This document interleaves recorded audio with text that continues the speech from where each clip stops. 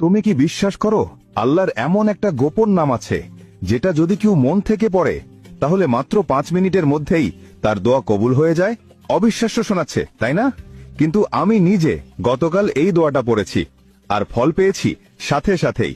আজ আমি তোমাকে শোনাবো সেই দোয়াটা যেটা বদলে দিতে পারে তোমার পুরো জীবন ইনশাআল্লাহ।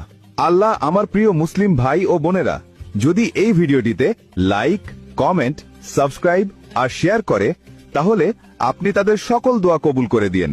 সবাই একসাথে বলুন আমিন, কারণ আল্লাহ তাআলা একসাথে 40 জন আমিন বললে সেই দোয়া কবুল করেন। সুবহান আল্লাহ। আল্লাহ তাআলার এমন এক গোপন নাম আছে যার মাধ্যমে কোনো দোয়া করলে তা কখনো ফিরিয়ে দেওয়া হয় না, যাকে ইসমে আজম বলা হয়, অর্থাৎ আল্লাহর সর্বশ্রেষ্ঠ নাম। এখন শোনো সেই দোয়া। উচ্চারণ আল্লাহুম্মা ইন্নী আসআলুকা বিসমিকাল আজম। এই দোয়াটি আসরের নামাজের পর 11 বার পড়ো।